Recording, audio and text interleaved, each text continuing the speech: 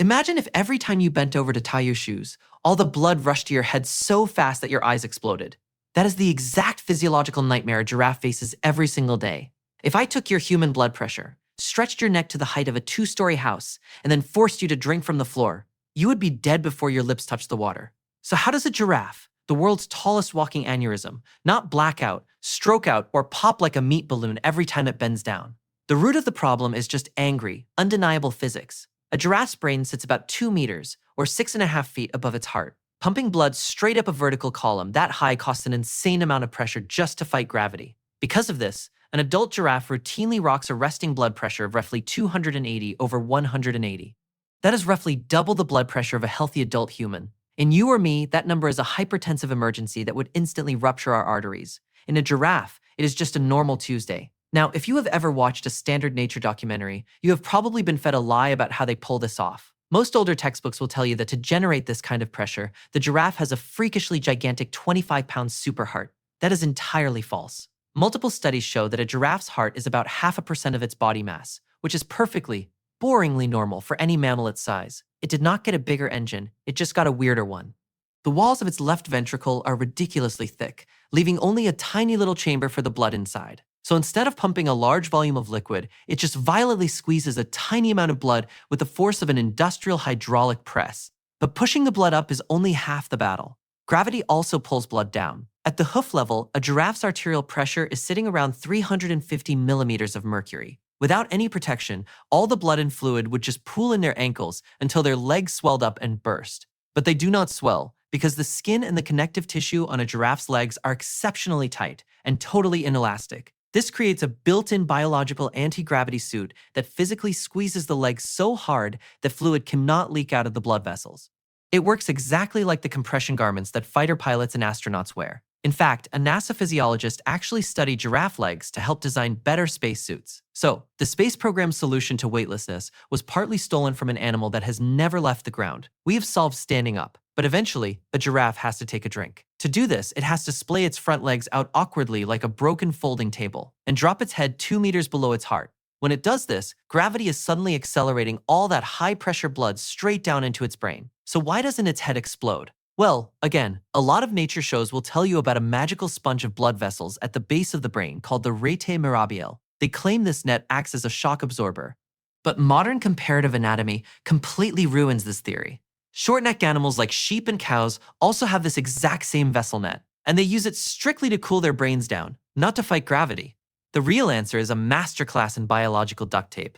When the head drops, the massive jugular veins in the giraffe's neck literally balloon out, acting like a reservoir tank that traps over a liter of blood in the neck itself. To stop this blood from rushing the wrong way, these jugular veins are packed with up to 7 separate one-way valves. By hoarding all this blood in the neck, less blood returns to the heart, which automatically starves the pump and lowers the pressure of the next heartbeat. But here's my absolute favorite part. While the giraffe is taking a drink, the physical act of swallowing water actually uses the muscles of the esophagus to massage the trapped blood back toward the heart. It literally swallows its own blood flow back into rhythm. Simultaneously, the fluid surrounding the brain, called cerebrospinal fluid, pressurizes to perfectly match the rising blood pressure. The brain gets squeezed exactly equally from the inside of the vessels and the outside of the vessels at the exact same time. It is flawless pressure bookkeeping. And when the giraffe lifts its head back up, all that trapped blood in the neck valves drops straight down into the heart, triggering a massive, powerful heartbeat that prevents the giraffe from getting a head rush and passing out. The neck is literally a self-reloading emergency blood reservoir. This entire Baroque, insanely dangerous plumbing system exists to support a brain that weighs roughly 700 grams. That is about half the size of your brain. The whole biological cathedral was built for a studio apartment. And you might be thinking, wow, evolution is a genius engineer. Absolutely not. Evolution is a lazy programmer who refuses to delete legacy code. Let me introduce you to the recurrent laryngeal nerve. This is a nerve that controls the vocal cords. In your body, and in a giraffe's body, it needs to connect the brain to the voice box, a gap of maybe a few inches. But because the mammal body plan evolved from ancient fish, this nerve gets routed all the way down the neck, loops under the main artery near the heart, and then travels all the way back up to the larynx. In a giraffe, this detour creates a useless 15-foot loop of biological wire just to connect 2 points that are right next to each other. It is the biological equivalent of drilling a hole through your entire house to connect 2 plugs on the exact same wall. This animal is so deeply bizarre that humans have never really known what to do with it. Back in 1414, a giraffe was brought to the Ming Dynasty court in China. The emperor and his officials looked at this towering, spotty, uncoordinated beast and legitimately declared it was a qulin, a mythical, sacred dragon deer that signaled heavenly approval of the government. The imperial court literally looked at a giraffe and concluded the universe was endorsing their political administration. And honestly, can you blame them? Ancient Romans did the same thing, calling it a camelopardalis because they just assumed it was a bootleg mashup of a camel and a leopard. Which brings us to the ultimate question. Why? Why build a walking medical emergency with a 15-foot redundant cable? Since the 1800s, schools have taught us the same classic story.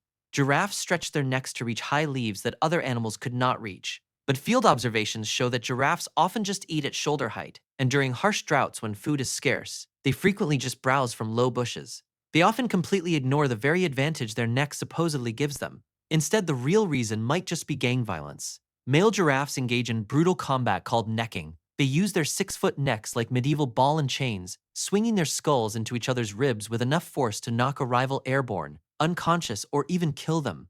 As they age, male skulls continuously deposit more bone, making their weapon literally heavier over time. Paleontologists even recently found a 17-million-year-old giraffe ancestor in China that was built with a thick, disc-shaped helmet and massive neck joints, designed specifically for extreme headbutting. They did not grow tall to eat salads. They grew tall to beat the absolute snot out of each other. But the craziest part of all of this is that we can actually learn from this ridiculous creature. In 2021, a team of scientists took the specific giraffe gene responsible for all these adaptations, called FGFRL1, and they spliced it into mice. Those genetically engineered mice suddenly grew denser bones and became completely resistant to the kind of organ damage that high blood pressure normally causes. We are literally trying to reverse engineer a giraffe to cure human hypertension.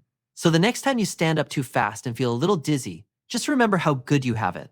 You don't have to rely on a 15-foot spare cable, 7 neck valves, and a pressurized brain fluid sac just to survive tying your shoes.